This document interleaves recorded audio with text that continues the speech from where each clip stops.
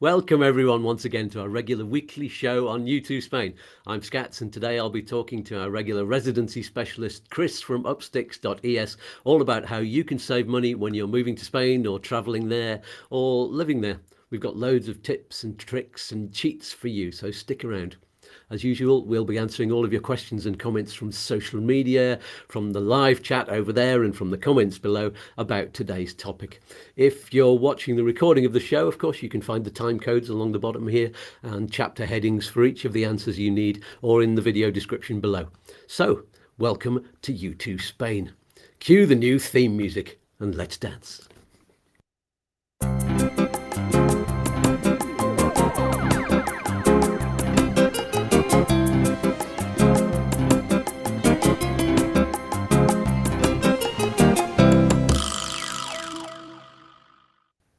Yeah, that's very groovy, a bit spaced out and cosmic, isn't it? Do you like it? It was written by us written for us by the very groovy and talented wizard of a musician Lee Spreadbury over in Leicester in the UK. He's just starting up his own YouTube channel. He's an old friend, and I'll be sharing and posting the links to his channel below on every new video and on social media. He's totally cosmic, man. So, very quickly, before I introduce my expert guest, Chris, you can thank us for the help you get today by buying me a coffee via the link, again, in the video description below. You can also become a patron on the Patreon site. I've just put loads of different tiers, different levels you can sign up to on that. And you get extra videos, information and stuff like that that isn't available to the general public. And those links, if you can't find them below, are also available on u2spain.com, which is our terrific website packed with loads of information and articles and all of the links you need to help you move to Spain. So join the community and you can get some other very helpful links to where you can get discounts on lots of things that you need, including getting the best currency exchange help from Smart Currency Exchange, one of our wonderful partners. So you can maximize your spending money and pension in Spain and do it very safely. And if you use that link, you'll be helping U2 Spain and it won't cost you a penny. Once again, we're going to be having some prizes to give away. Woo! For the best questions and comments from you. So without further ado, let's meet my guest for the day. It's Chris from Upsticks. Hola, Chris. Hola, good morning. How are you doing? Yeah, all well, all well. Live from home today. Yeah, it looks distinctly tropical where you are. Yeah, it does have this. This is the sort of the barbecue area, and behind me is the grapes. So that's probably why. Very nice. It is unusual weather, isn't it, for May for Spain?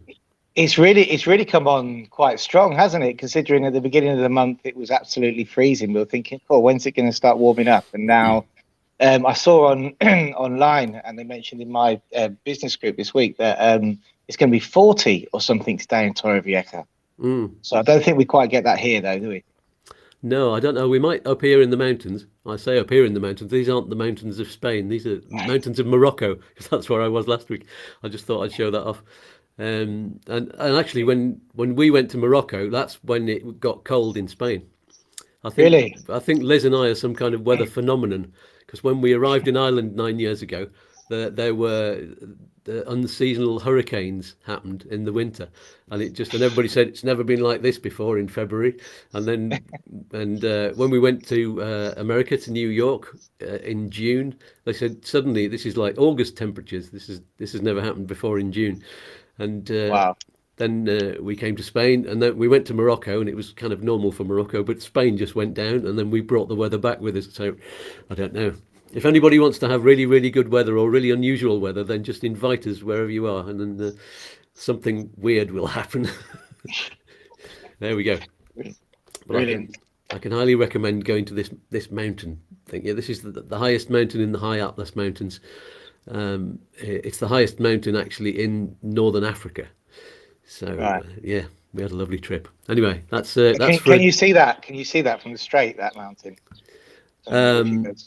You can see it from the villages. I don't think from Gibraltar. You know, when you go to Gibraltar, Tarifa way, what can you see? What's that?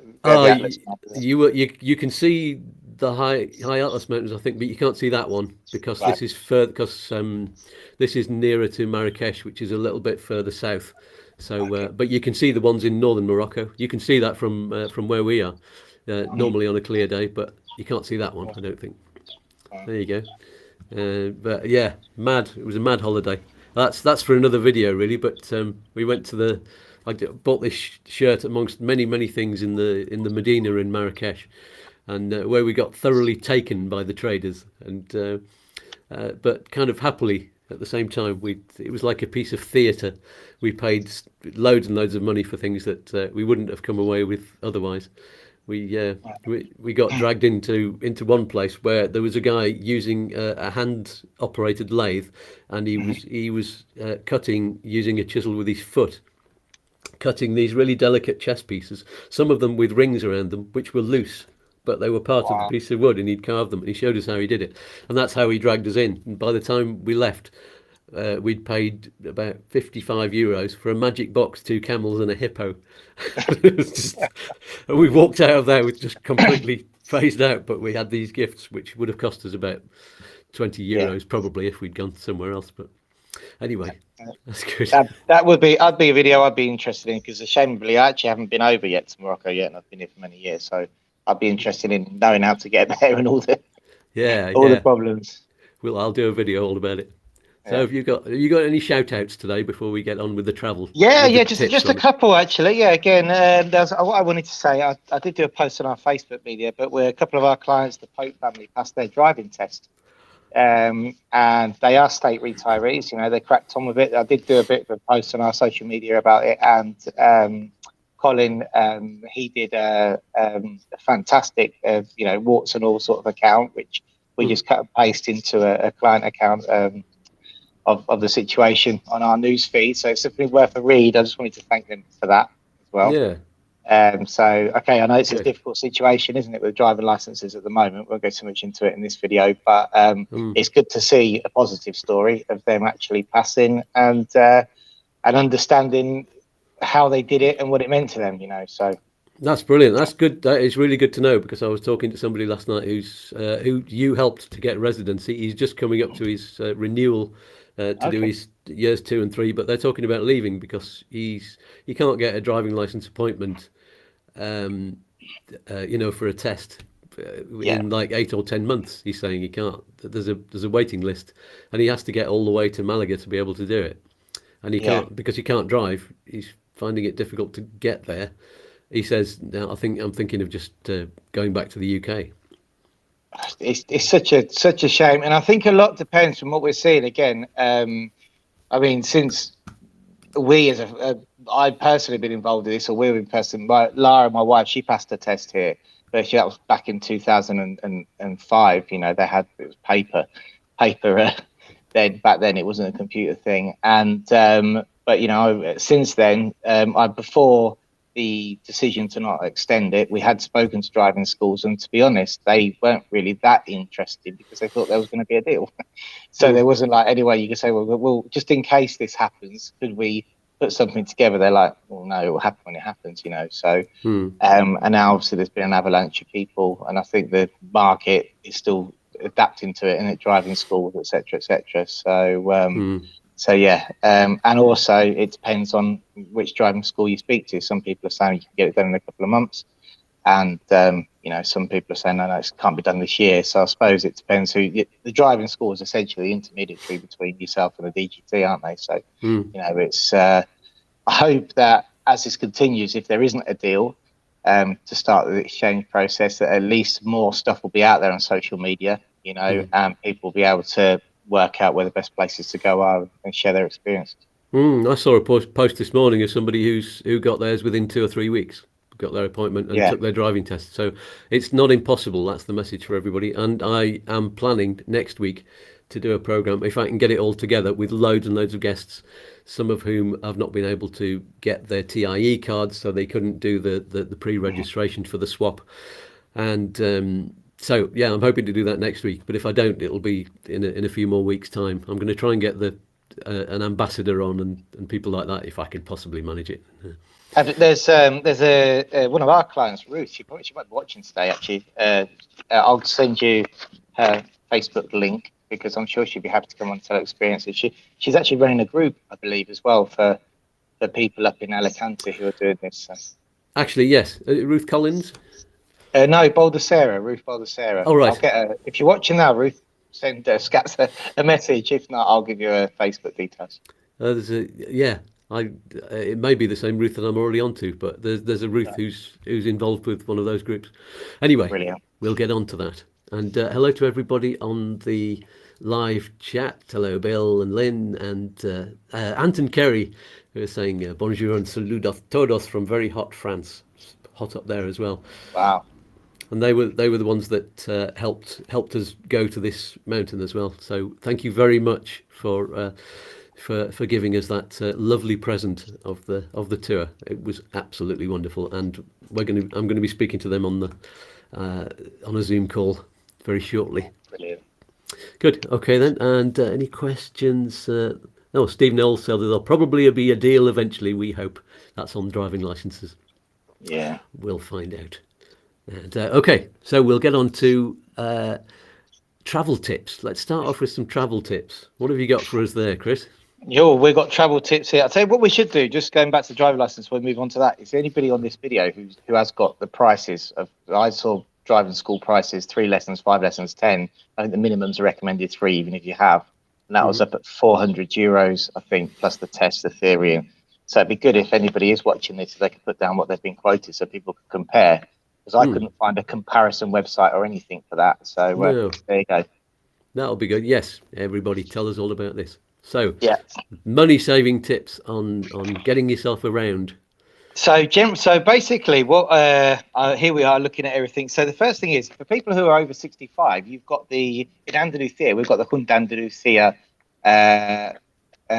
retirement card, if you'd like to call it like that. And that gives you free bus tips. I think I gave you a link to that.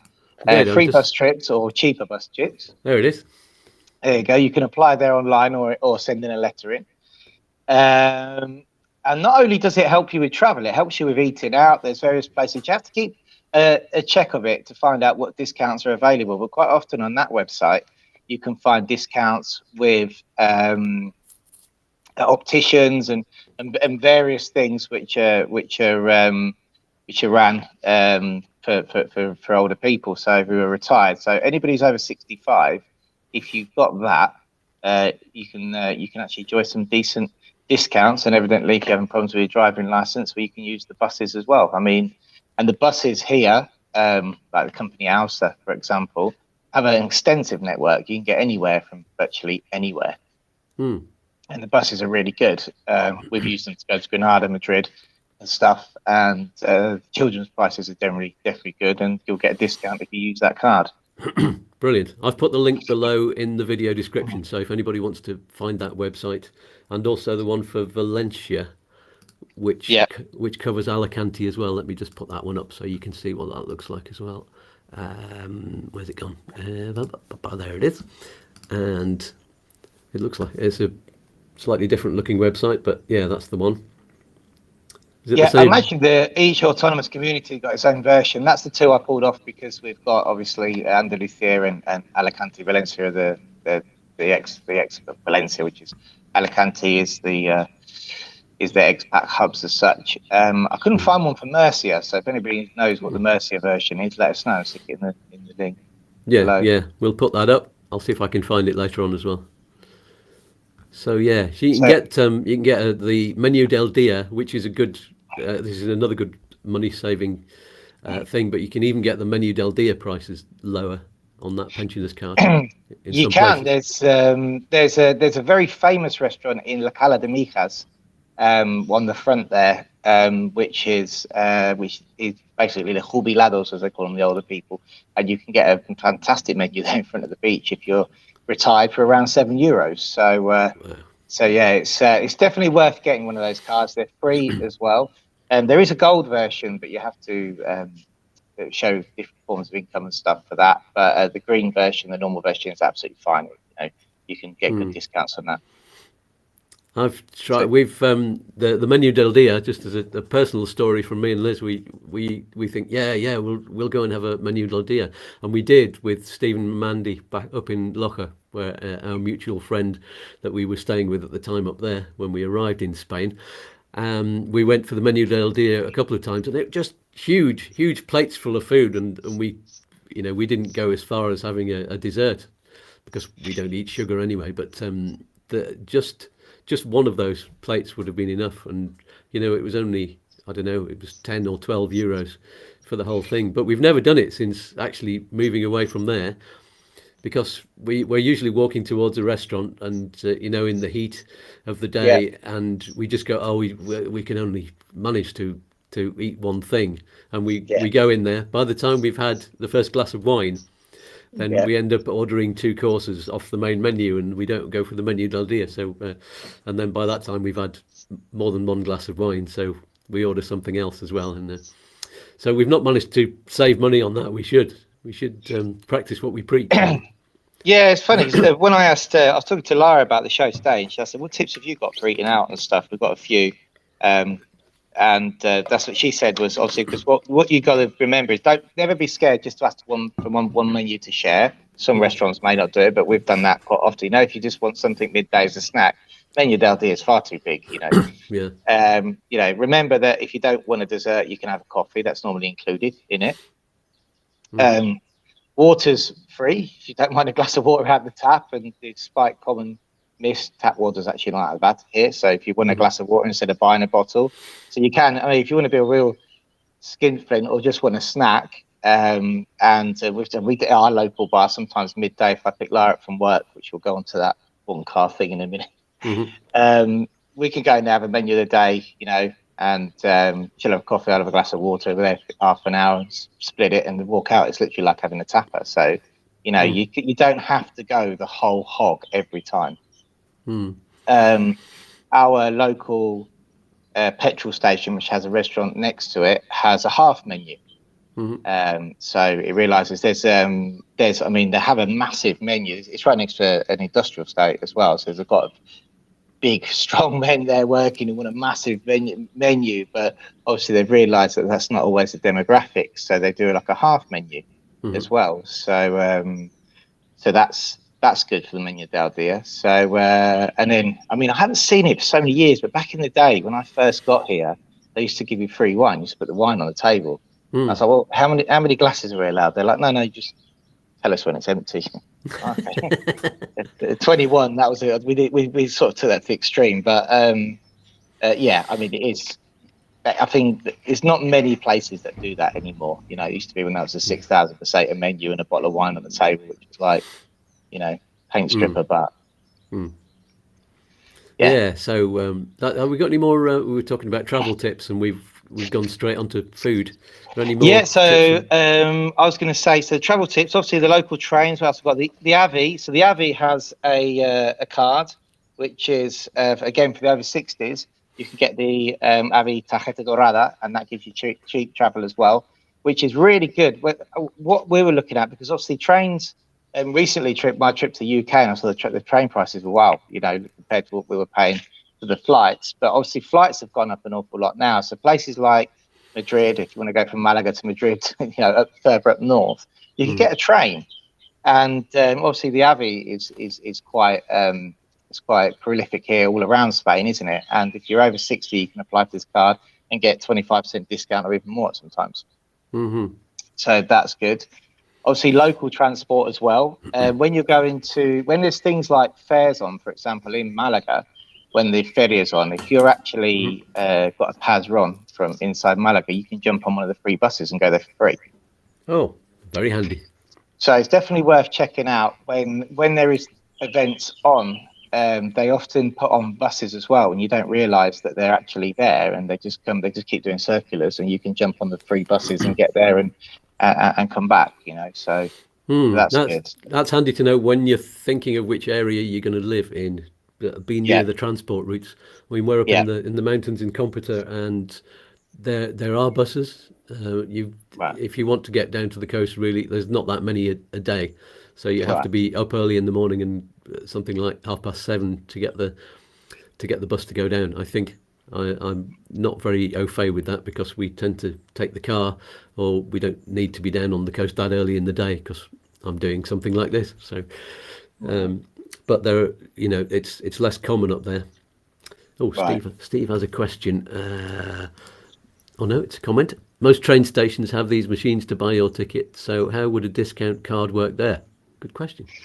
Good question. And funny enough, luckily to a recent trip I just added to Malaga, I know that answer because it's actually got a Tarjeta 65 button. So it says, "Do you have?" and you have to press it. There you go. You have to put a So code in or something, or do you input the card? no, normally you got the card with if you got your card with you. I haven't got one, so I've never used one. What I assume is when you press the Tarjeta 65 or Tarjeta Dorada, then you'd have to put your card in as well because they do come with a chip. Oh, So. there you go. So that's certainly for the cercanías, for the Renfe stuff. So close to us, we're halfway between the airport and Cartama. So we have the Cartama's train line that way, actually, for to us. There, that's Cercanías. It's only 2 stops from Malaga, which is good. And then the other way, the airport, we have obviously the coast train, all of which are great, for saving money. Though I would say, if the whole party isn't drinking and if you're going to Malaga and there's more than 4 of you in a car and you're spending a couple of hours, then by the time you've paid for the train there and back, sometimes it is cheaper just to pay for the underground. If you're going in a car, so you got to do your sort of your calculations as well. We had a question earlier from T-Man, who's complaining that I'm not answering any of the questions from chat. A lot of the questions earlier on were about Morocco, so I didn't answer those, but I did see your question. Can we discuss tax, pension and will implications of Brits living in Spain? That's for a separate programme, but thank you for asking the questions. And we have done a programme all about tax, so if you have a look at the YouTube Spain YouTube channel and go back and watch that video, that had some really good stuff about tax and pensions, and we've talked about wills, haven't we, on another one. So if you need to ask in the comments below, T-Man, and I can point you to those afterwards. So thank you very much for your question. And Steve Southam says, how good is public transport in the rural areas? I was just talking about that. Not quite as good as it is on if you take the main motorway routes. For example, the road up from Malaga that goes directly north. That has the train line as well, doesn't it? That takes you up towards Cordoba and Seville and around to Granada. So if you live near those, it's very handy. It's certainly worth checking out where you're going to go. So like places like Loja, where you stayed initially, I know they have like a circular bus, which is like a tourist trip as well. So because the town's very hilly and you just have to wait for the bus, it keeps going round and round and round and round. Whereas not all towns have that. I mean, we have really a crazy thing here in Alarin de la Torre. To get to Malaga, there's a bus stop outside, but that takes you an hour and a half to get there. But if you're in town, there's one that takes you to Chiriana. So there's not always. They're generally very good. I think they're good anyway. Generally the public transport. But you do have to check out your routes. There is a woman who lives here in Computer who travels. She hasn't got a car anymore, and she's very green conscious, and she takes public transport everywhere. So it is absolutely possible, even in rural areas. You've got to, you've got to get up early or be prepared to stay in, on the coast for quite a long time, or come back really quickly, because there's only 2 or 3 a day. No, definitely. So, any more travel tips? In regards to the other one we came up with was in regards to getting taxis and stuff like that. Obviously, some people have to get a taxi at time. Obviously, taxi sharing, as we know, is a way of saving money. But what you'll find, definitely, like here, for example, as I provide the kids go swimming lesson, is that the taxis, when they cross the border into another town, suddenly the charge goes through the roof. It's not their jurisdiction. Whereas now, here, certainly on the coast, I'm slightly inland, but on the coast, you can get Ubers and Bolts. They don't charge for that. So what we found on many occasions, it was, apart from the fact it's actually now with the price of petrol, to get to my house from Torremolinos using an Uber is €16. Well, for 4 people who are coming up here, it's probably more beneficial, than hiring a car if they're only here for a week, just to do that trip once and back, even if it's €30 return. So yeah, there is, when you are looking at taxis and stuff like that, I don't think you're going to get Ubers where you are, but certainly if you're visiting on the coast and stuff, just weigh up your options, and you might be surprised on how cheap it is. I know people who are at the moment currently live in Mijas, the Costa, and get an Uber to Fingarola, get the train from there to go to Malaga, because they're without a car at the moment, and I think it cost them like €5 in the Uber. So that's definitely that wasn't around. We got one back just before I went to the UK, so it would have been 3 weeks ago now. One Friday, we went for a meal at the Irish bar, and I was like, let's get Uber back, quite flippantly, but it did come, and it was a Friday night. They cost a little bit more depending on the time, but it was still like €8 or something. I'm just going to go back to T-Man, who's a bit of a complaining going on. We've not had this on the live chat before, so I'm going to address it now. He's saying, ask yourself how many of the current 19 in chat are interested in these tips. I'll say, tell us, everybody who's on the chat, whether you're interested in these tips. We have a big long list of tips. Now, you may not be interested in getting a taxi, but there'll be a lot of other things as we go down that I'm sure you will be interested in. And also there'll be 1,000 other people watching this video in the coming month. So it's not just down to who's on the chat on the day. A lot of our fans actually watch afterwards, and they don't watch until Sunday, perhaps, when they've got a bit more time to do that, or they want to use the chapter headings so that they can skip to exactly what they want to know. So there we go. There'll be other stuff that you will be interested in, I'm sure, later on in the show. So stick around. Thank you very much for that. Or maybe not. Maybe not. Yeah, maybe not. Yeah, absolutely. Maybe you'll be bored throughout the whole thing. I don't know. But there you go. Yeah. No, here we go. Alan Machaffey says, I'm interested. Thanks, Alan. And I think we can be perfectly honest when we are talking about what subjects we are going to go on about. We have done a variety of serious videos, and sometimes we said it's nice just to have a chat about life and what happens in Spain, didn't we? Yeah, and there's only 19 or 20 watching the program at this particular time, T-Man. That doesn't matter. That's, some people aren't up at 9:30 in the morning. I certainly wouldn't be if I lived in the UK, because I'm a musician. I had a gig last night, and I would never have woken up before 10:30 or 11 o'clock in the morning if I'd been in the UK doing a gig. And but I've done it for this program this morning, and yeah, everybody on the chat seems to be really interested. Good. So cool. Okay. And there you go. Okay, then. Should we move on to the next bit? Yeah, sorry. Yeah, the other thing I wanted to mention was familias numerosas. So if you have more than 3 children, that's five people in a family unit, you can register as a familia numerosa, and that comes with all sorts of discounts, which includes travel as well. So it's only worse. I stopped at one short of that, so I've only got 2 kids. And obviously the demographic changes dramatically with 3 kids rather than 2. But if you are coming over to live and under whatever circumstance and fly, you can register as a familia numerosa, would be translated as a large family, I suppose, and you can get all sorts of discounts, locally with schools and stuff like that. So, it's definitely after school clubs, summer camps, travel, so if you've got 3 kids, it's worth definitely investigating that. So you need 3 or more kids? You do. Yeah, you need to be a family of 5. So you need another one, Chris. Get started. Let's just say that's no longer medically possible, so that's okay. Fabulous. You've put that out to the world now. we have that's it now. We're happy with our 5 and 8-year-olds. So. Brilliant. Yes, so you should be. So I've got on the list any cheats in the airport. Yes, what have we got here? Cheats in the airport. This is good. I mean, a lot of these people will know, but evidently take your sandwiches, don't buy the airport. That's terrible. Empty water bottles, that's another one. Which obviously you can take empty water bottles through and fill them up in the drinking fountains. Can you take your sandwiches through the security then? I've never been stopped. Oh. If anybody has, please let me know, but we've never been stopped.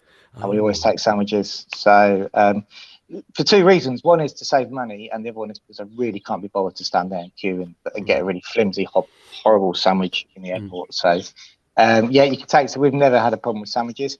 If you've got babies and stuff, again, I know a lot of people who are a different demographic watch this channel, but we've been through it ourselves, where you can actually make the formula milk up and stuff and take it through. You don't have to stick to the liquid restrictions. They just check it, so that's fine. So yeah, and then what other tips are for the airport? 1 second.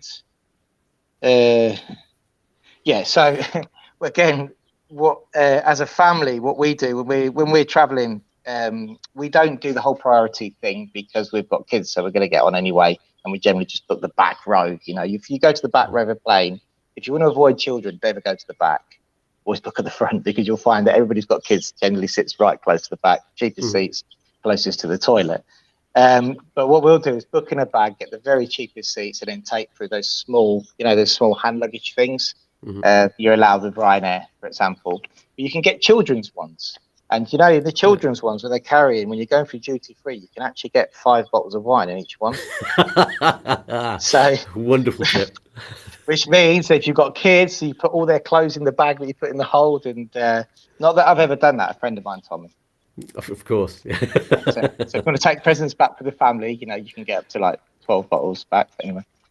So you have both of your kids going through the airport with 5 bottles of wine on their backpack. Yeah. I go, wow, hurry up. It's heavy, Dad. It's heavy. I go, don't worry about it. Fantastic. Oh, yeah. Alan, let's see. Alan's got a little tip. Take an old duty-free bag to put items in if you're traveling cabin bag only. Oh, yeah, to pretend you've got duty-free. Good idea. Nice one. Oh, I'm going to use that. Yeah, fabulous. That's another 5 bottles of wine. Again, when we spoke about this show, the idea was that we would get tips maybe from other people as well, which would be great, a bit of interaction. I've asked on social media, but there's so far none come through. But I did put the query up on Wednesday instead of Thursday, so maybe it's confused a few people. Brilliant. Yeah, it's better to be regular. So, any more tips and tricks from the airport? No, I think that's about it for the airport. Obviously, we do everything cheap. So with a family, there's no point rushing. But then when I go on my own, I do use things like the fast track, because if you're going business, I think the fast track's actually saves you money, because you need that time, don't you? So it really depends on the demographic of who's traveling. I've noticed that when you're going by Ryanair, I never buy the get through quicker, priority lane, all of that kind of thing, because you queue and there's the other lane that's not priority. There's only about 12 people in it because everybody's bought a priority ticket, which means you're at the end sometimes of a really long priority queue. And it just means you may as well get in the really nice, relaxed queue where everybody goes, it's okay, we'll wait for you all to go through. And then you've got a ticket number, so you don't have to fight for a seat. So if you're all right standing up for an extra 5 minutes, it's okay. Airport fast tracking is quite good, like places like Stansted and certainly Manchester at the moment. If you go to Manchester, if you're on your own, again, if you're with a family and there's a 2-hour queue to get through, it might be worth doing, because you can end up buying food the other end anyway. Just starving. So I think it's all about judging that. And then tips for traveling. I don't know. I mean, a lot of people, we have always done quite well on websites like bookings.com, because we used to do a lot of weekends before the pandemic, and we got like to a level 2 or 3 or whatever it was, which gave us various discounts on places. What I would say, though, when you're using comparison hotel websites and stuff, is always check directly with the place first. Yeah, check on their website. Some of these places don't even have a website, so if they've got a contact number, call them. We had it just literally out the pandemic. We went to Malaga. We stayed in Malaga for the weekend to see Easter. We'd been in pandemic, and there was a hotel or museum or something, and we phoned them directly and got it for like €90 cheaper than we would have done off a website, because they hadn't updated their prices on it. So they're doing an offer, getting people back in. So definitely worth checking directly with the place. And sometimes you'll find it varies wildly. On bookings, it'll be well cheaper than if you contact directly. And sometimes it's the other way around. Yeah, I've noticed that with Ryanair. Go to the Ryanair website rather than to one of the comparisons, because the tickets are standard low price on their website. And just be careful with your, how many bags. If you don't put any bags on and then you want to put some on afterwards, I found out, if I wanted to add a bag in the hold, it was going to cost me about €120. if I was going to change the booking. So do it early. Yes, I mean we did that on the way. It's quite funny because the last trip I did, where the whole family came, they were every time we're putting the prices in there, the seats were at €14. When you put the family in, they jumped to 24, and it turns out there was only one seat left at 14. So I thought I'd be clever, book that seat and put them on a separate booking. And then when you go all the way through that process, you get to choose your seats. The seats are really expensive. Now, if you then go out of that process, put four of you in, pay the €24 for the flight, which essentially is €40 more. But when you get to the seats, they've got the free seat allocation option or the very cheap ones at the back. Also, if you've got kids, you don't pay for a seat because kids have to have a seat and you have to sit next to them. So you have to really look at it quite closely if there's more than one of you traveling. Yeah. We actually got on our flights to Marrakesh. I noticed we didn't do a seat allocation. We just said let's go random and press the no. We don't want to pay the €8 or more extra, and they gave both of us a seat in the wing seats, which are right next to the emergency exits. And on the way back, I got one of the wing seats, but Liz didn't. They separated us. But what I think they allocate those last because people don't want to sit by the emergency exit, which is I think if you're going to book a seat, book it on the wing seat. You've got loads more legroom because they need that emergency thing. And there were two emergency exits, so there were 2 rows of 6 seats, which were all wing seats. And and I found that I was sitting next to just one other guy, so Liz just moved up and sat next to me, so we could sit together after all. And I think they allocate those at the very end to people who've not booked a seat. Right. Okay. So that's a good little tip. If you don't mind being in the wing seat by the window is really tiny. It's really narrow. Right. But yeah, just grab one of the other ones. But they need somebody sitting right next to the emergency exit. There has to be somebody. I think that's the law on the plane, because they moved somebody else from their normal seat because there wasn't anybody by one of the emergency exits, and they pushed them there because there needs to be somebody to pull the handle and push the door out in an emergency. Wow. So there you go. There's a little tip. And just another little, going back to sandwiches, it just reminds me of when we flew. This is Shannon to New York. When we flew there, you definitely cannot take sandwiches through, especially ham sandwiches, through the American security system, because there was, and of course they've all got guns on the custom desk there, and they saw Liz had this packet of sandwiches that she had actually bought in the airport, and they said, no, sorry ma'am, you can't take that through, and she was questioning it. To this really stern-faced, quite enormous, scary-looking woman, and she was saying, "Is it the ham or is it the lettuce?" She said, "No, ma'am, you cannot take the sandwiches through." She just didn't. She was a brick wall. It is the ham that's the problem. And she said, "Can I eat it now?" She said, "Follow me, ma'am." She took us through to this other area where we had to sit there while Liz just scoffed these sandwiches down. And then we showed her, put the thing in the bin, and she said, "Follow me," and then took us through security. So it was scary, but funny looking back on it, because we were almost at gunpoint. Eat the ham, ma'am. Wow. So it was, obviously that doesn't happen on Ryanair. It doesn't happen going back to Stansted, I can tell you that now. But No. I know that there's a restriction again coming back from Ibiza. There's a restriction on bringing like plant stuff, seeds, anything like that. I don't know if that extends to food in sandwiches, but I know that because I tried that myself. Which again, look, cheap winter, never traveled to it. We've been a couple of times in the winter to Ibiza, and gorgeous weather. You can get places for absolutely nothing. The flights, we once did a flight, and you can check it, they've gone up slightly obviously now, but we once did a flight with €6, each, and then return was 6. We added 1 bag in the hold, didn't do priority and all that. I think it was €150 return. And then when we're there, we found a local garage to hire a car from. And you'll find in a lot of the smaller islands, the bigger hire car companies are there, but it's actually cheaper to get in situ. Because you can't go anywhere, you're not going to nick the car, are you? So that was the guy's. That's what he said to me. He didn't even ask me for my driving license, and I think extreme that, but I said, well, what? Just fill this out and take the Fiat Panda. And I was like, well, don't you need anything else? He was like, no, cash. So I was like, okay, that's it, so definitely depending on where you're going, it's worth checking. And there is places like we've done Mallorca as well on a cheap flight in Palma. Mallorca is very expensive, but you can certainly get around the peninsula very cheaply for a holiday. Alan's coming up with some excellent tips if everybody's watching the live chat. I'll just read them out for people who can't get the live chat. He's saying at Alicante airport you usually get a 15% voucher if you buy something in duty free, so buy your alcohol then go back again, usually just sweets and souvenirs. And really? I'm writing these tips down as well now. Yeah, good. And he says with EasyJet, put a reminder on your phone as the 30-day check-in. You invariably sit next to each other. That is a good one. We couldn't, because we weren't booking seats, numbered seats. We couldn't book in until within 24 hours. And we had to do that on the way back as well. So we had to get our Marrakesh hotel to print out our boarding passes.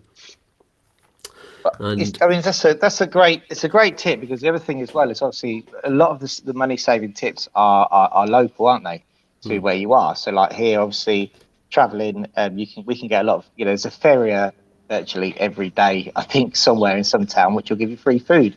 In Spain, you could go around following the free food if you wanted to.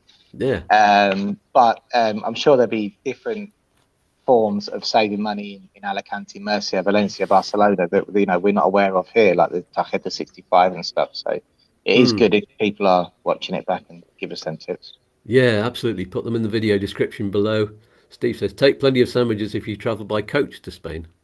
It's a good idea, because obviously they'll let you through with those. Yep, definitely. And Alan says you can't take pork into the UK, so eat your sandwiches before you land. They obviously let you through security, but they don't let you off at the other end. I wonder how they check the sandwiches if they're inside your bag. I don't know. I mean, last time I travelled, I didn't see a lot of checks at all, so they're just chucking us through. But it was good. Stephen's asking if you drive to Spain, can you take food with you? I guess it's easier. I remember when we drove. Oh, this is from Ireland to Spain. They didn't check our car. In fact, when we moved from the UK to Ireland as well, they didn't even check our pets. We said we've got pet passports, which we'd paid loads for and got all of the injections and vaccinations done. They said, no, don't worry about that. But we want you to look at it. Yeah. So I guess it's a lot easier. I think it's a lot easier with a lot of things if you're just going over on a ferry. I don't think they do as many checks. Not that I'm saying you should try and sneak things through on the ferry, but that's one of the ways that I suppose people try and smuggle things through. There you go. Yeah. So what next? I was just on the travel theme. We had a note about free events. Does that fall into like museums and stuff? Because they're saying there's also a lot of museums give you free entrance on a Monday. Yeah. Let's go through that. Yeah. Check those out. Definitely. Most of the town, definitely Malaga Town Hall website will tell you what's going on. Sometimes you can get free shows. So it's certainly worth checking those out. Obviously, a lot of the parks and stuff are all free and have events going on.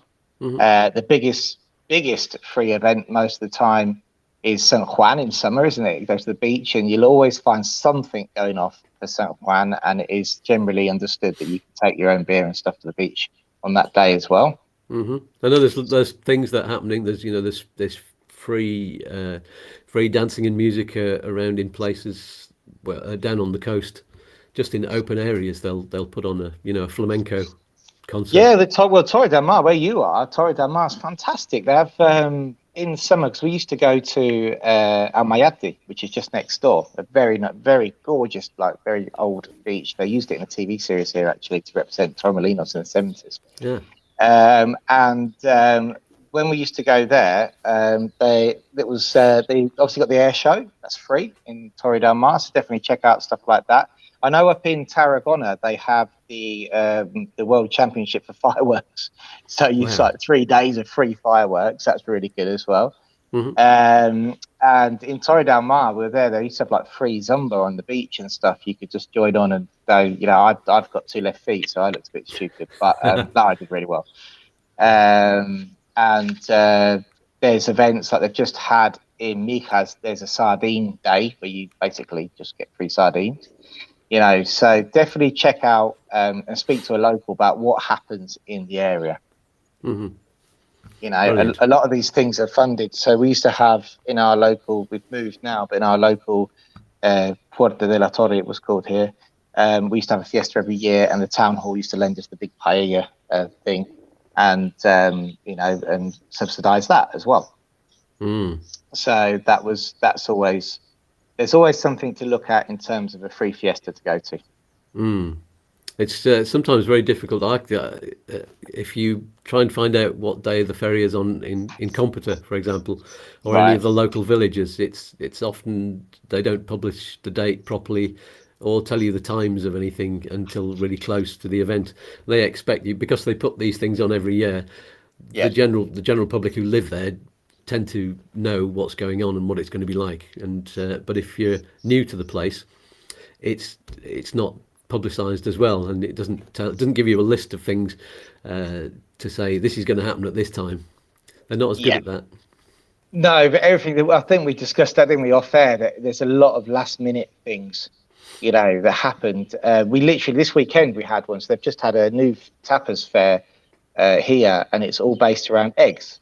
Fantastic. It's an egg theme. So there's quite a lot. You can make quite a lot of rude jokes about eggs in Spanish. So there's quite a lot of funny posters about at the moment, which are just bordering. Can you really say that? But the town hall is like, so yeah, it can. But like we found out about it on Thursday, and again, money saving tip: if you do just want to go for one beer and you get a tapper with a ferry, you can actually order another tapper. So you could get 2 tappers and get a beer and 2 tappers, and it's only like an extra euro or something. But we found out about that far too late to actually organise having a walk around all the different places taking part. So you do have to be on the ball with it. How do you find out? Is it because you've got kids in the school and it's from other parents or something like that? Yeah, so having the great thing is with having kids is generally we have these WhatsApp groups, which they're a bit of a nightmare to manage. I don't do that. Lara does that because I just couldn't go through the messages, because they generally tend to mix a lot of insignificant messages with the information you need. But you do get so many tips and hints of what's going on, and stuff when you're talking to other parents, So yeah, that is, for us, that's quite a great source of information. So and also with the office is in a town hall run building, the Vivero de Empresas, and we get a lot of information there. But you have to seek it out. It's like this year we were in the Christmas book for the town hall. Now we're not going to get any sort of clients even looking at that book, but it's sort of just to partake and make ourselves known in the community as well. And I kept waiting to see these books distributed. 10,000. That's like one per household distributed. And eventually I went, well, where's the books? Where's the books? Oh no, you have to go and pick one up. Really? So I've got to go to the Casa Cultura. It's open between 11 and 2 and go pick up my copies. They went, yeah. And then I got there and I was thinking, well, they must just all be sat there in boxes because no one's going to do this. I got there and they said, oh no, they've all gone. They've all gone. Everybody's been and taken them. It's just everybody knows every year to go there and get one of the books. So I was like, okay, fair enough. Put it in your diary for the next year then. Diary for next year, yeah. Yeah. We just got to. I'm going to answer this question, even though it's not the right show for it. Judith was asking. It was a little while ago when she was asking. I hope you're still with us, Judith. Is it possible to swap a non-lucrative visa to a working visa? You can answer that one? Yes, I mean, look, it is. You can, any residency once it's a lot easier to swap a residency once it's expired for a different one. Recently, I just it wasn't us actually, but somebody worked in our industry just swapped a non-lucrative for an Irish, which I spoke to him yesterday about the process. A lot of confusion, obviously. What you've got to remember is that you can legally take residency any way that you like, but the foreign offices and extranjerias really have never seen the circumstance in which we are living, where most people who came before from third countries on a non-lucrative visa stayed on a non-lucrative visa. Their intention was to retire. Whereas now the visa structure, and we won't go too much into it, it's not a show, is being used as a residency, and people are changing their plans. They're slightly younger, the demographics changing. So you've got to just be prepared that when you do come to do something which is slightly out of the box, you might come up against resistance. So yes, can you? Yes, you can. Will you come up against resistors? Maybe, if they don't understand or haven't seen that situation beforehand. And the question is it any easier to get the working visa once you're on the non-lucrative visa, or is it just as difficult as if you were applying back in the UK? Well, because you're applying from within Spain, because it's now your country of residence, then there's certain aspects which are going to be easier, isn't it? And if it's working in terms of you found a company who's going to apply and sponsor you, then everything is going to be easy to do that once you're here. What I would say as well was we came across a horror story this week of a guy who actually got a student visa, again, but from the Barcelona University, and they'd messed up the days by 3 days. And because I think it was only 180-day visa or something. I'm not too au fait with these. But he got a call to go into the Stancaria saying that they needed to see him, thinking he just had to sign a bit of paper. When he got there, they stamped his passport as illegal. You're not here. There's been a mistake. You have to leave. Wow. And now to get that overturned, is massively, so if you have somebody under whichever platform doing it for you, whether it be work or students or whatever, just make sure you're on top of or in contact with whoever's doing that paperwork, because a small mistake can really, really, really put a span in works. Yeah. We have had a few questions about SIM cards, and let's put up, it's Anthony and Kerry. Are you able to cover how to save on roaming fees? Can you get a Spanish SIM card, Lobster perhaps, sent to a French or UK address so you can start using it as soon as you're in Spain? I can answer that one, because Lobster have a lot of representatives who are not actually, I don't think they're paid by the company, they're just on a commission, and a lot of them get a hold of the SIM cards. I've got a Lobster card, and I've never actually spoken to Lobster customer service. I just send a little messenger or WhatsApp to our friend who we got the card from, and they had the card all ready and sent actually to a Spanish address, but I think they could have posted it to a UK or an Irish address, so that you have it the moment you arrive and you can just pop the card in.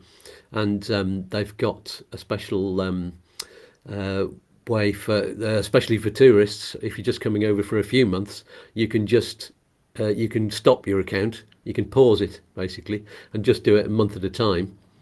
And you can pause it until you come back again, so that you're not paying for a monthly fee while you're not there. So yeah, it is possible to get a Spanish SIM card. It is. We're actually Lobster agents, so I can tell you can corroborate on what you said. So it is. They pay you. They pay if you're a registered business, they'll pay you €10 per client that you sign up with them. Mm-hmm. And exactly like you said. And you get, as an agent, you get two choices. So when you sign up from as an agent, you have to obviously agree that you're going to give opening hours and a location pin, so that goes on their website. Mm-hmm. And then contact details for people to contact you. You get given SIMs, and then there's a platform for you to register that SIM. They pay you a commission for the first registration, and it's all done legally. And you can either register that SIM with payment details to start a regular payment, or you can just register the SIM, send it out, and then the client will just get hold of Lobster themselves when they're ready to rock and roll. Mm-hmm. Brilliant. David's actually asking, can you purchase and register a Lobster SIM in a retail shop? But I don't know if they have any shops. They don't need them because they've got so many agents. They've got a great business model. I mean, yeah, if you go on their website, you can click on your nearest one. I mean, it's quite often, we don't do that many. We don't go that out like selling it. It's just they're more for convenience if people need them.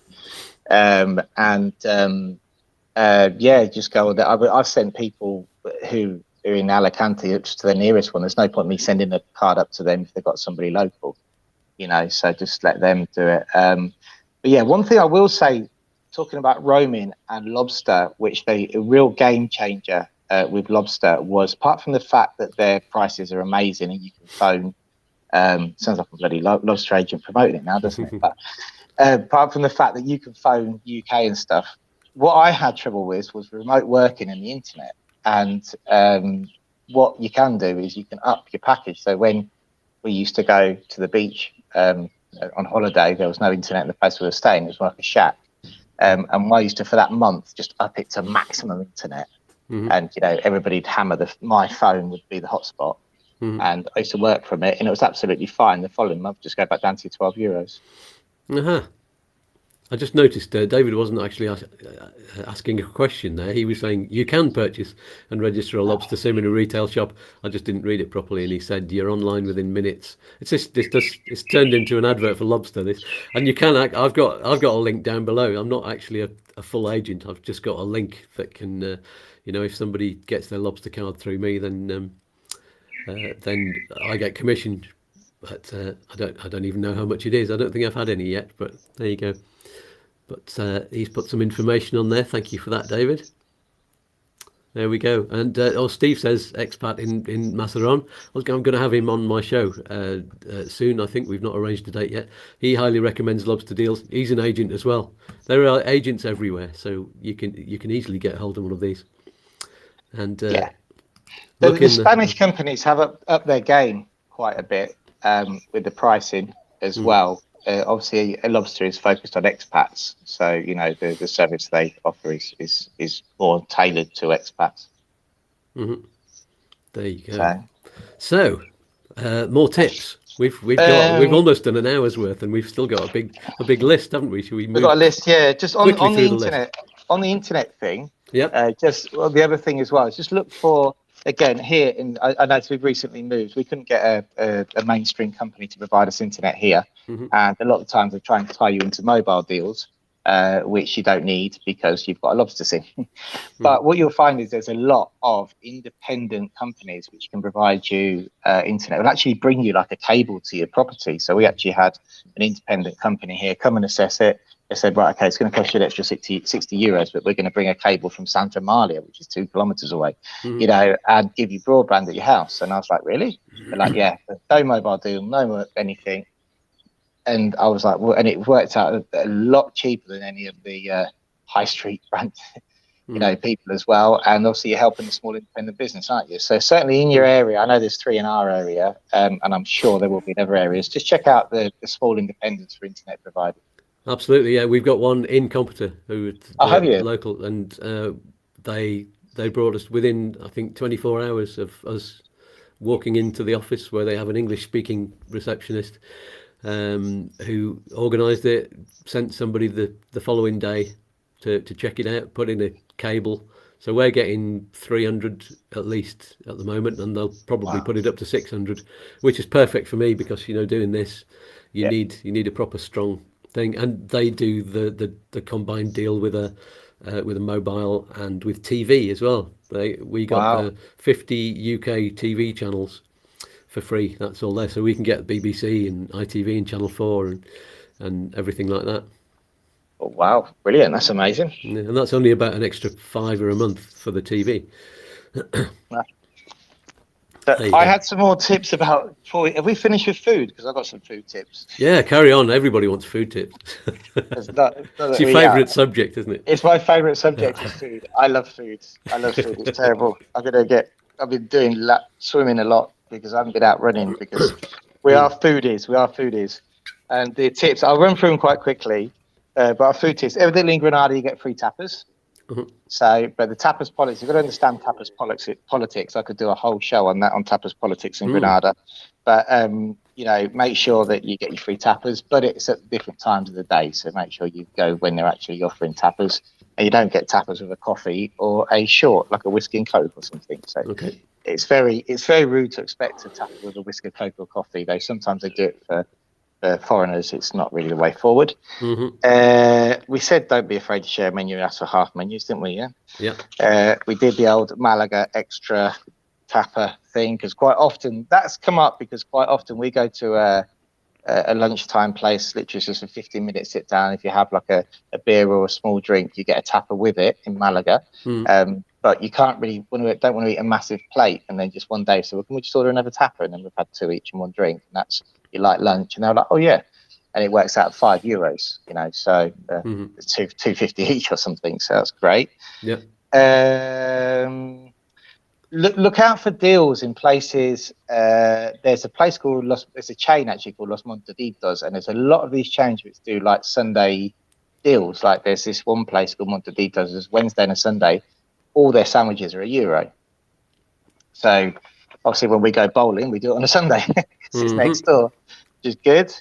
The other tip I came up with, or we came up with, was a lot of people do this. This is an industrial area tip from one of my friends.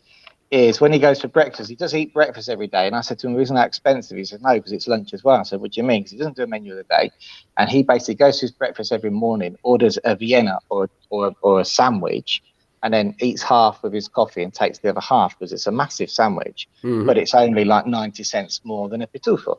Yeah.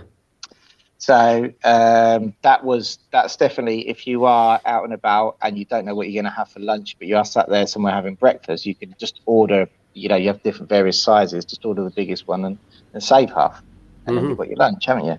Good plan. It's not. You can take food home. It's not badly thought of here. If you've ordered far too much in the restaurant and you want a doggy bag, then well, I've never had any complaints anyway. I don't know. I don't think it's really safe. We've never had any complaints either. We've asked in a few places. Doggy bags are fine. When you're eating in nicer restaurants, so when I say nice restaurants, probably more expensive restaurants, what you'll find is some stuff is marked as by unidad, so by singularly, or meat via grams. But you have to just make sure that you know what you're buying. So if you're buying like Viennas, like clams or something, quite often the unidad will be so small. And I've seen like horror stories where people have gone, "Oh yeah, we'll have a plate of those," and the plates come in at around 30 euros because it said clams 4 euros, and then they've gone, "We'll have a plate." A plate consists of 6 of them or whatever. Yeah. And so just make sure you know what you're buying in the nicer restaurants. If it does say unidad, it means by each. Yeah, so it's we went to a chiringuito for just for a special meal while my son was here, and they had a little fridge set out with a load of ice and some fish on it, and the guys were saying, "Yeah, come and have a look at these ones, some red snapper and all that kind of stuff. Would you like one of those?" And I did. I said, "It's a special meal. I don't care. I think it's going to be by weight." But he was kind enough to, after I'd ordered it, he said, "It's normally for 2 people, this one." I said, no, I'm hungry and I'm just going to have, that's it, fish and salad. That's my whole day, and that's perfect for me. And he came out afterwards and said it's going to be 38 euros for the fish. Is that okay? So he was kind enough to tell me. But I remember I remember doing the same thing in, I think it was either Nice or Marseille, and they didn't tell me in advance, and it was 70 euro for this fish that I ordered, because it was a massive bone down the middle of it. It wasn't one of those with the light bones. And I said, why am I paying for the head and this massive thing? The amount of fish on the plate was just like a normal piece of fish, but 70 euros. I went spare, but I couldn't speak French good enough to make a complaint, It is. I mean, I suppose it is. That same happens. I had it written down here that with steak, you have to be a bit careful with nice steak. So if you're buying, if you go to a steak restaurant, you'll often be, especially Argentinian restaurants, but a lot of Spanish restaurants do it now as well, is by the gram. So it's 100 grams. So you've got to remember 100 grams if you're getting a kilo steak between 4 of you is 100 quid. So 100 euros. So, yeah. So if it's 10 euros, well, you can do the maths, but a lot of the time, you'll find is exactly with the fish and the steak that it is weighed. So it looks cheap, but then when you start adding it up, it's not. That's it. Yeah. Any more food? No, that's it. The only other thing was that nowadays modern eating, Uber Eats, Globo apps. They'll save you a trip going out, and they'll bring it to like where we are. See, our office is quite in the centre of everything. But you can get any app or anything. I can get chicken and chips it's quite dangerous actually, to my desk for 6 euros. Oh no! So, that's it. There's no wonder deliver a can of beer as well. There's no wonder you need to go swimming. Yeah, that's quite dangerous if you don't take sandwiches. That's probably not a money saving tip. But if you aren't going out for menu of the day and you haven't arranged anything, a lot. I don't know what it's like inland. You can probably tell me, but here, things like Globo, Uber, and stuff like that all have their, and you are supporting local restaurants. So but always tip the driver, because they don't get that well paid. If they're delivering chicken and chips to me for 6 euros, and the driver's not getting that much of it. Fair enough. Steve is asking, What's the thing with bringing bread and olives to the table? Do they go on the bill somehow? I've seen some people be charged for bread, but our local restaurants, they they bring that. That's free. Yeah, I mean, normally bread is charged here, but we are anyway in Malaga. You'll find that that's sort of something that happens anyway. Hmm. So again, another top tip: take it with you. We do. Don't Hmm. use it. You're gonna get charged for it. Then Yeah. stick it in the bag. So the kids on Monday morning will go to with breadsticks, which say casa whatever on it for their Hmm. packed lunch. But why not? Especially there's sometimes I bring out a lot of bread and whole bollos. And if you're not particularly bread eater or whatever, or got chickens at home, you can take them home for your chickens. So if you've Hmm. paid for it, take it with you. But yeah, normally the bread is paid, but the olives are free. Yeah. That's good to know. So yeah. So any more tips? What we were talking about before? Two cars and one car. Yeah, that's so we've recently reduced ourselves, so we've made ourselves a one car family. So we had two cars, and we're probably teaching people to suck eggs now, but it was a case of we were always very convenient with everything. We've moved out of the town and we've gone down to one car, which means some quite um, strategic, logistical, planning when it comes to moving two children about and working and stuff like that. Hmm. But it actually works quite well. I have to say that the money that we're saving, not having two cars, not only on the insurance, tax, and fuel front, because we sort of essentially cashed in two old cars and upgraded to just one, which is more fuel efficient as well. Hmm. Um, that's a lot better.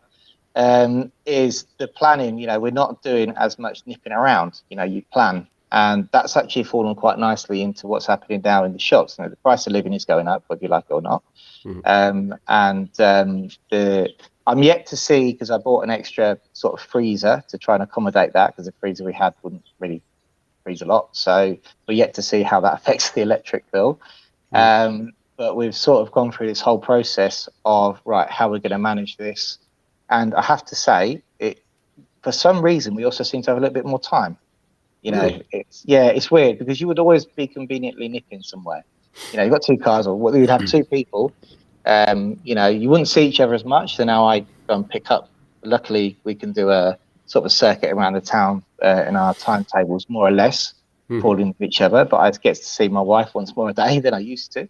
Hmm. So yeah, definitely.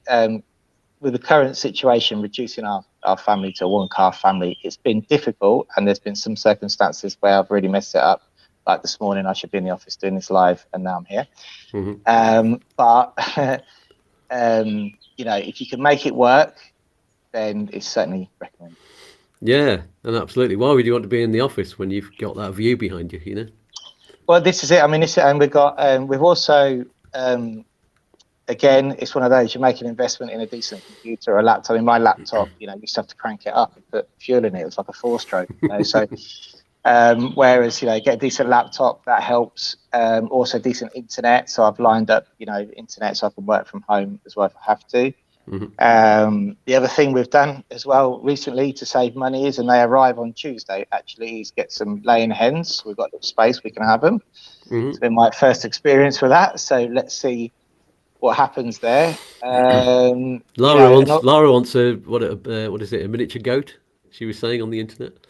uh, Keith, our handyman, I'm going to clip you around the ear when I say you. He suggested that. He said, keeps the grass down. You get milk from it. I'm going, no, this miniature goat. Let's go with the hens first. But yeah, miniature goat, mate. Because then a miniature goat needs a friend. So that's two miniature goats immediately. Yeah. Oh, Uh, happy anniversary, by the way, to you both. Was that yesterday? it was well, obviously, we have anniversaries for every occasion, but that was our 18 years since the day we met. Ah, lovely. So we met 18 years ago to that day. So that was, we probably celebrate that a little bit more than we do our wedding anniversary, actually. Hmm. Any excuse to go out for a meal, though. Yeah, we ate at home. It was like sort of Oh, yeah. what we're going to do. It's nice. So we bought talking about saving money is like supermarkets. So some supermarkets, you've got to really look at your local area. Local supermarkets are sometimes very good for local produce and everything is a lot better, and you're supporting local economy.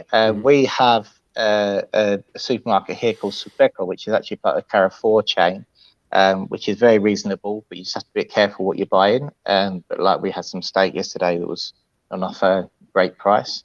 And they have a great fish counter as well, which is good. And then obviously, if you can, the bigger places like Carrefour and stuff have incentive cards. And although we don't use it that much now, we did do when we were first a young family. It became massively helpful because there was some, 3 for 2 discounts on there all the time. And when you're talking about buying in bulk, then that's huge, especially with nappies and stuff. So I found the Carrefour in Malaga much more expensive than the other chains.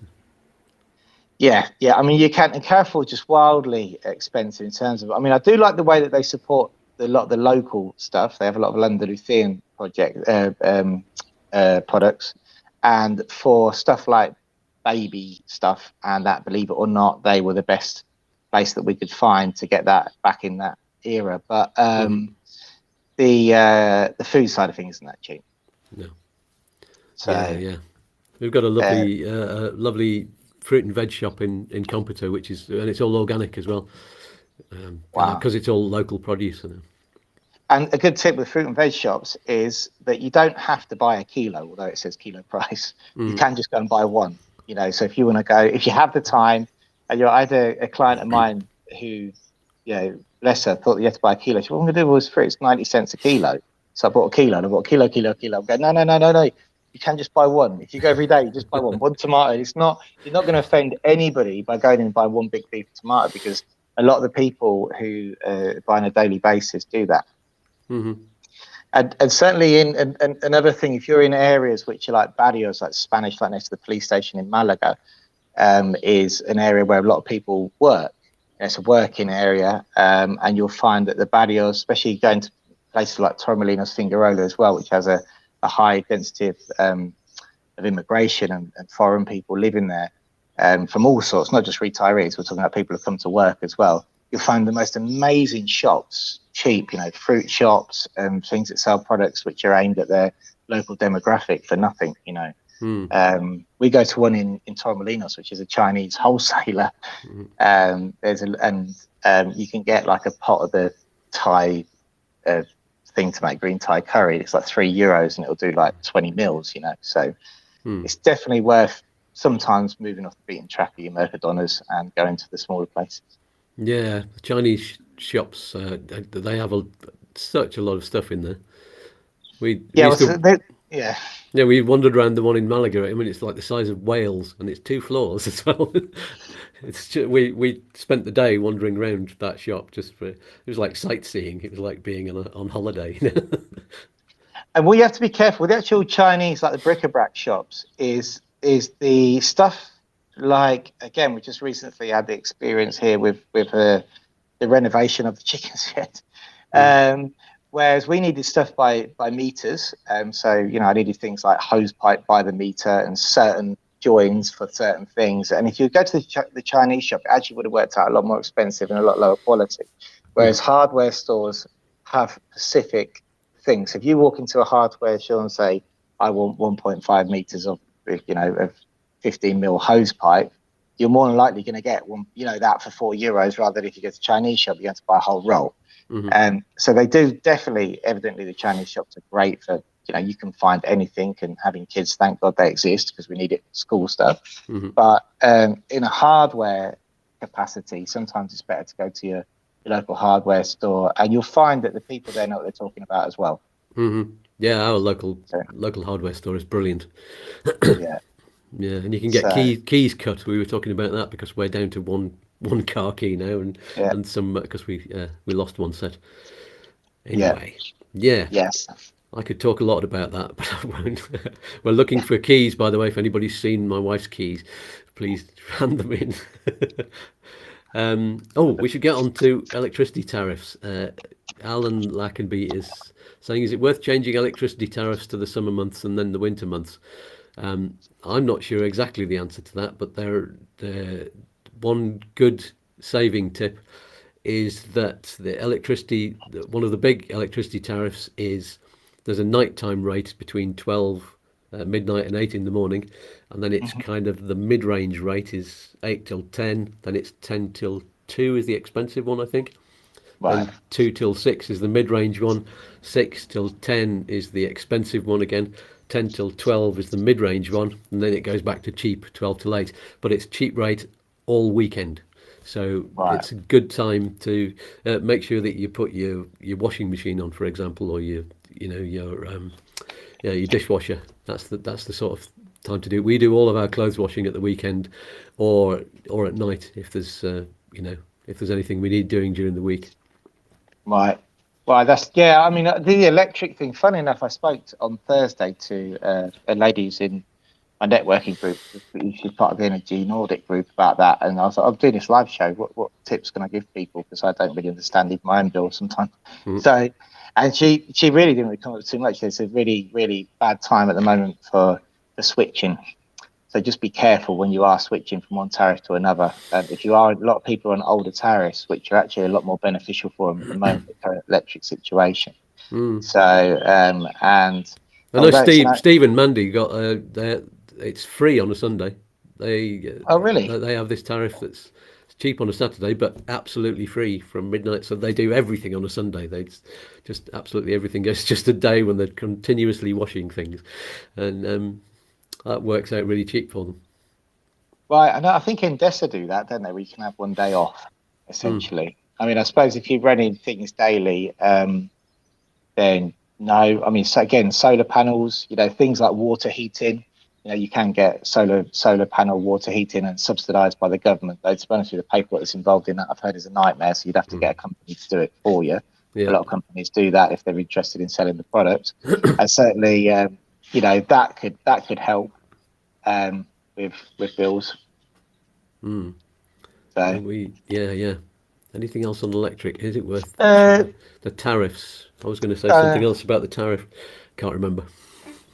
I'm not that good with electric, to be honest. I'm one of these people who go around looking at they call them vampire devices, don't they? And then what I'll do is I'll remember that I'm supposed to turn off all vampire devices, and then we'll get to work and realise that nothing works without the internet. So can't see any cameras in the house. So yeah, I think just turn off vampire devices and be careful with your electric. But I don't know that much too much about it, to be honest with you. No, we should get an electric person on the show. I know what I was going to say. The government are putting down the electricity prices. They're having a what is it, A cap. a cap? That's the word. Yeah. Yeah. So that could be good, and so your prices from June onwards, I think, are going to be affected by that, which is great because we've only just had our swimming pool turned on, and Right. and ready. It's been filled overnight, so. I might be able to dive into that today. Maybe it needs to be treated first. I don't know before we go in. Again, swimming pool management, that's a big one. Just be careful where you're buying your products. Mm-hmm. Again, Chinese shop products probably aren't the best for a swimming pool, I'm going to be honest. Mm-hmm. And if you are going to buy, I would most definitely recommend, I found a really good place in Carter next to us now, I don't know, but try and find a swimming pool specialist. Mm-hmm. They saved us, and our handyman saved us an absolute fortune in what people were trying to tell us needed doing to the pool, what actually needed doing. And if you are getting somebody to maintain it, maybe just double check their prices.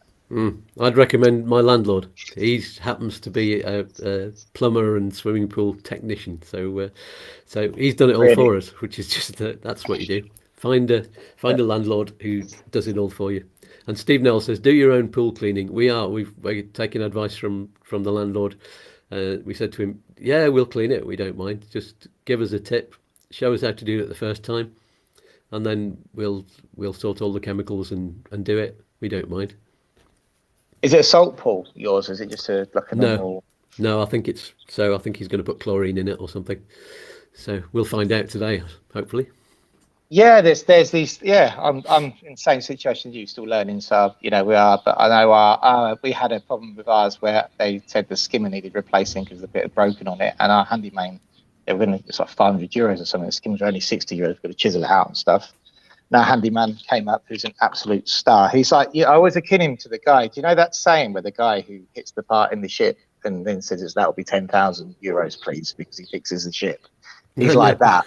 So basically, there's a story where they bring a guy, there's a ship that's broken, and the guy comes on. He's a specialist. No one can find out what the problem is, and he walks around like this. The whole ship's there. All the guests on the ship are there. Everything stops, and he walks along and hits a pipe.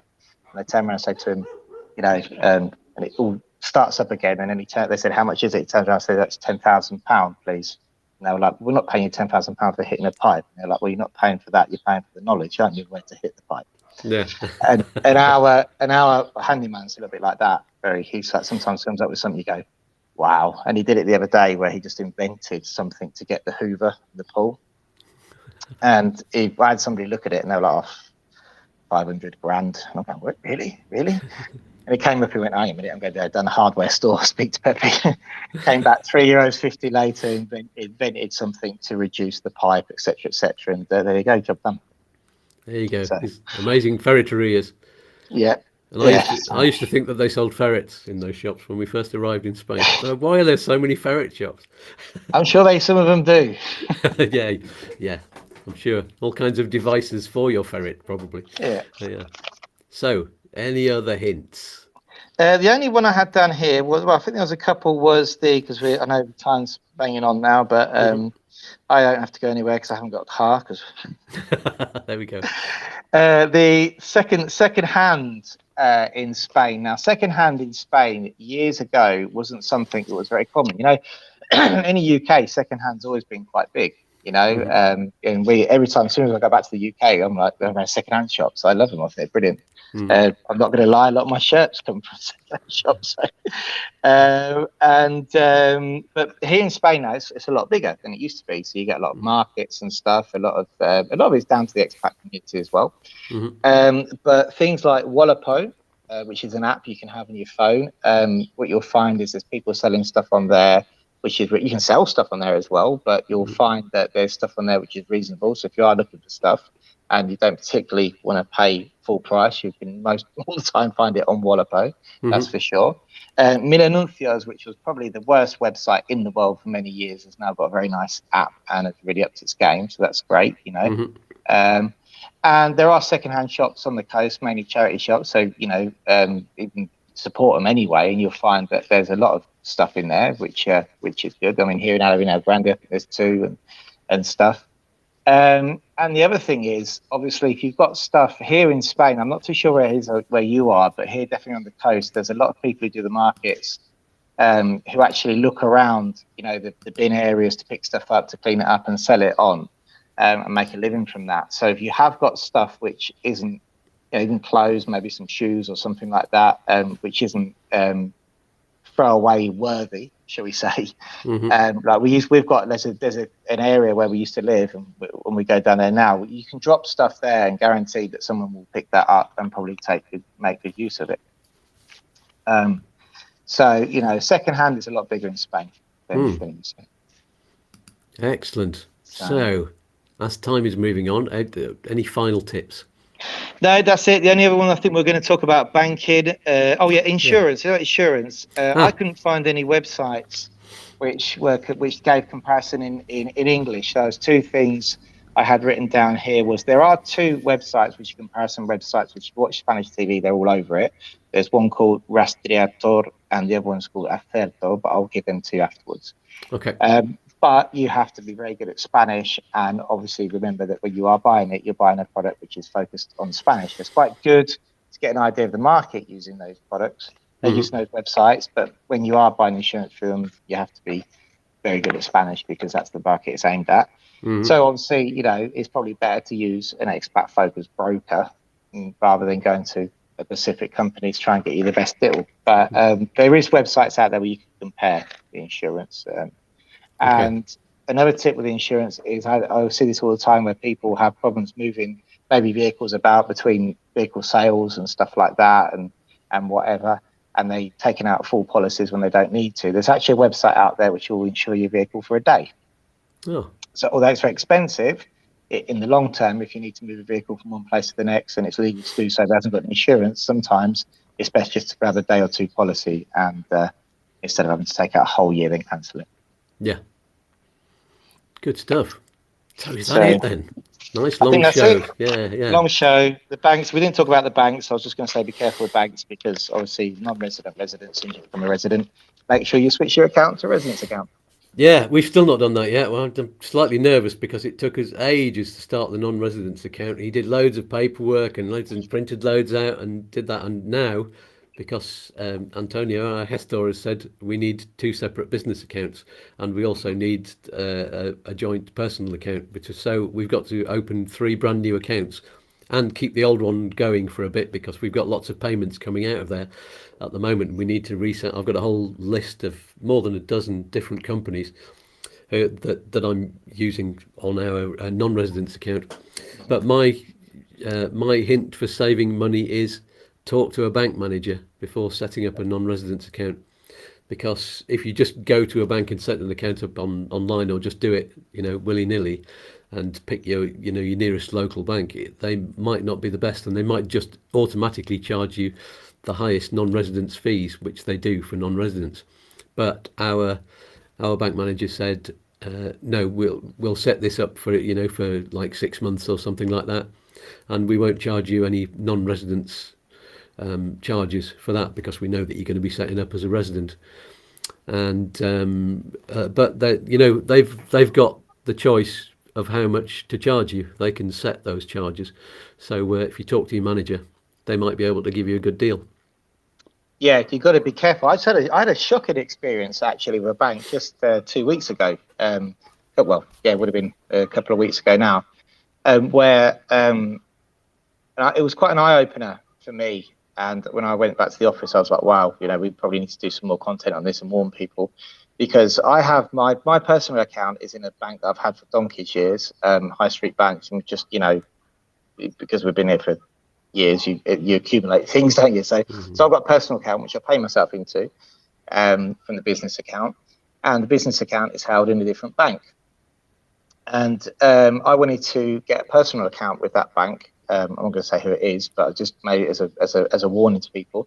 And I thought it'd just be a case of, look, there's no point me having a personal account in that bank and then having my business in another one. Let's just keep it in the same bank. So I went over there, said, oh, by the way, what I want to do is close this one down, have it all with you guys, and just open me a personal account.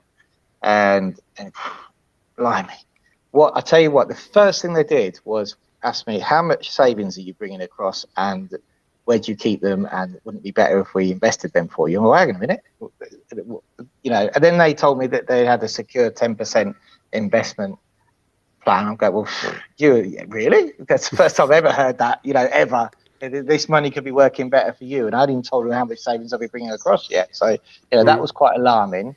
And then they wouldn't open the account without me taking out an insurance product, which I don't need, because we work with brokers, evidently, with what we do. And then they said that the account wouldn't be free. This would have to be a permanent resident, and I've been here 22 years. It wouldn't be free unless I put a minimum of €700 a month in it. I said that's absolutely fine. I'll be putting my wages that I pay myself in the account.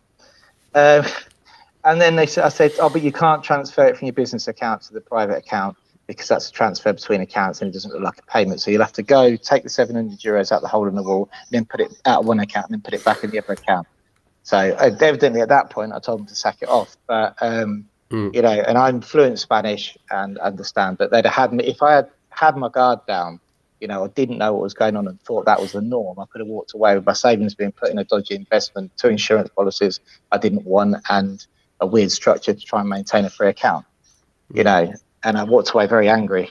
And I thought, well, if that's happening to me, and they're looking me in the face and actually telling me these things, I'm in there every week, what on earth is happening out there when people are coming over for the first time?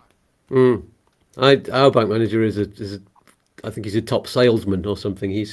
I think they have to sell you loads of products. He tried to get us house insurance, car insurance, all kinds of things, and he was continually sending us emails saying, are you coming in to sort out to give us the paperwork for this? And I just had to keep on saying, no, sorry, we've got something which is a third of the price. And then you don't get again, going back to the insurance thing, you've got to be careful who you broker insurance with, because it's all right having a policy, but if you have to act on it, who do you go to?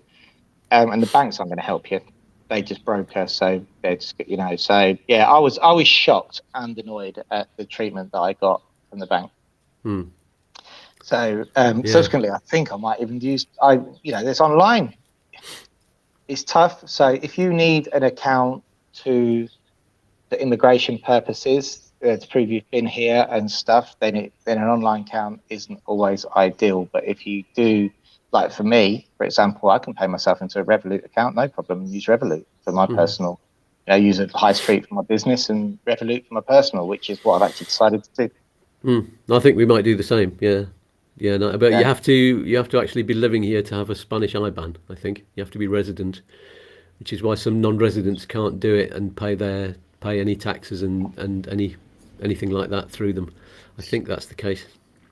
I think I've got with my Revolut. I think I've got a Bulgarian IBAN or something. I don't know. I don't. It's my personal account. I don't know, but I've decided. I don't know. Antonio will probably give me a rate for that when I speak to him. But yeah, so it's and I found that the online options. There is online options there. The high streets are starting to catch up and offer online banking as well. Then it's good. But yeah, just be really careful out there. There's a lot of sharks, as you said. You know yourself, and people you would expect to trust. And if you're new to the country, you'll walk out and go, "What happened there? We've just got health insurance, and we've already got a policy." So.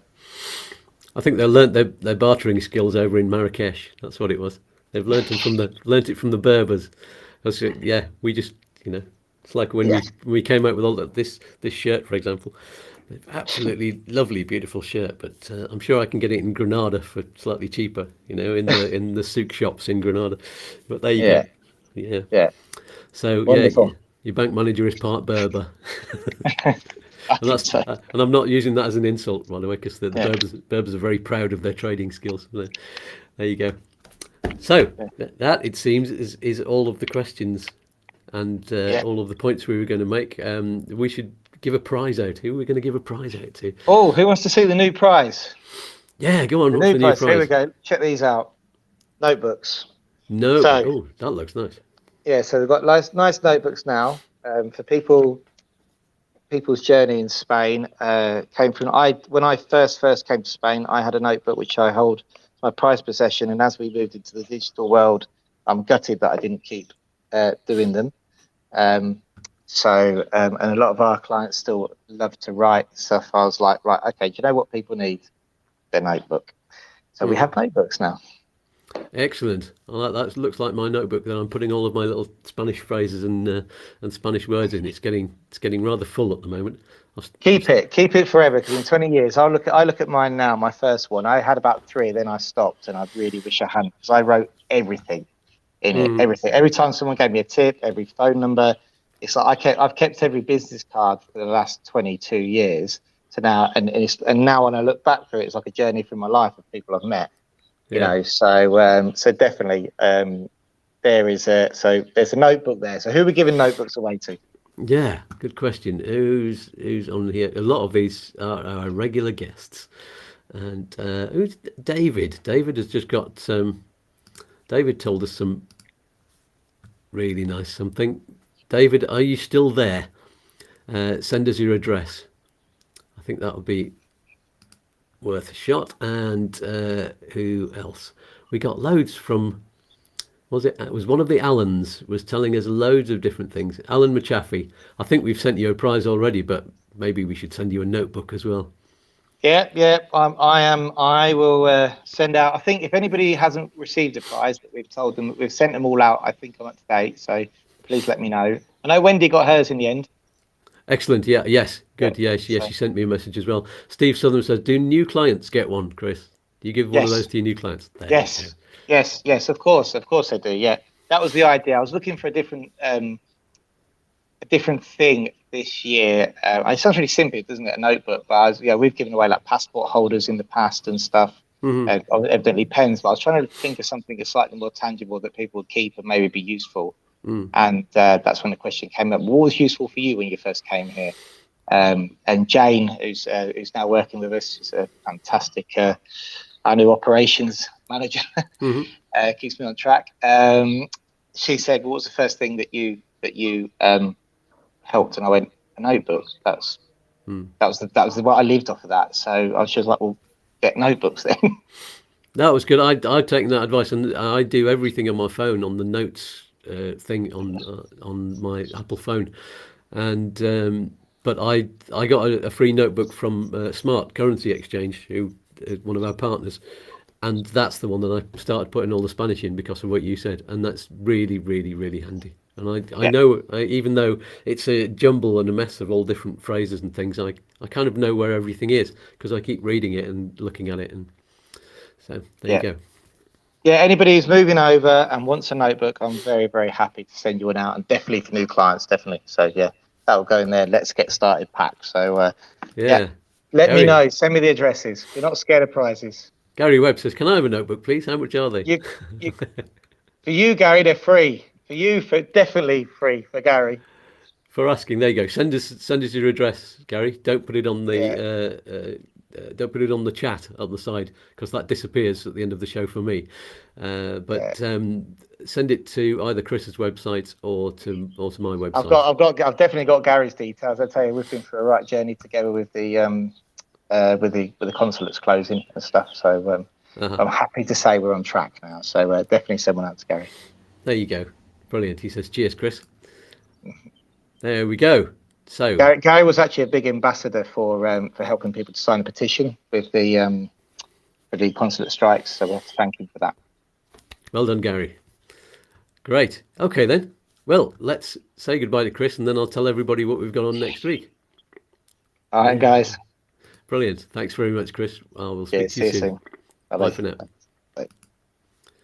There we go. So next week's show, well, it's still a little bit of a mystery, but I'm going to announce the topic on the Facebook group and page to all of you and the subscribers, of course, over the next few days. But rumour has it that we're going to be doing an investigative report about the UK driving licences fiasco. About time that we did a whole program on this, I think, and I'm planning on getting lots of guests on all at the same time instead of just our usual singular guest. If I can set that up by next week, then that's what will be happening. I'm going to try and get an ambassador on and all kinds of people. We'll see what they say. If not, it'll just be a lot of people complaining about what's going on and how they tried to swap their license before the deadline date, and they just didn't have their TIE card properly sorted out for reasons that were impossible. And yes, so those are the sort of people who are complaining the most. And of course, new people arriving who it would be really handy for them to have a Spanish driving license, and now lots of people are having trouble getting their driving tests. There's a big backlog, as we were talking about earlier on in the show. Anyway, that's something that hopefully will be next week, and if not, we will announce in the middle of the week exactly what we're going to have instead. So whatever happens, join us at the regular time of 9 o'clock in the morning if you're in the UK or Ireland, or 10 o'clock if you're in Spain, Central European time, or 4 o'clock in the morning if you're in New York. And don't forget, of course, to check out U2 Yoga. That's a YouTube channel run by my wife where you can get free yoga and meditation classes, which to relieve you of the stress of all of the bureaucracy. I can't even say the word. I was up late doing a gig, and the only thing that it's helped me is I have a really good radio voice this morning, like whispering Bob Harris from Radio 2. There we go. I thought I'd demonstrate that to you. I did some screaming. We finish off with Hey Jude, and I do the John Lennon scream at the end. And there we go. This is how my voice ends up the next day. Feels great. So don't forget, of course, you can get hoodies, t-shirts and other goodies from our merchandise page. And don't forget to buy me a coffee, or because I need one right now. I think I need waking up again. Or become a patron on the Patreon page. All of those links can be found in the description below. Thank you to everybody on the live chat, even to the guy who was complaining earlier that I wasn't fulfilling his absolute needs, and that and everybody said no, we're loving it. So thank you to you all, and that's all for this week. And please subscribe and click on the bell if you haven't done so already. It helps the figures and it helps us go up in the YouTube rankings. So let's go back to the music. If you enjoy the music, I'm going to put Lee's details in the video description below once I pick them from my notes. Here we go. Bye for now. Here's the music. Let's dance.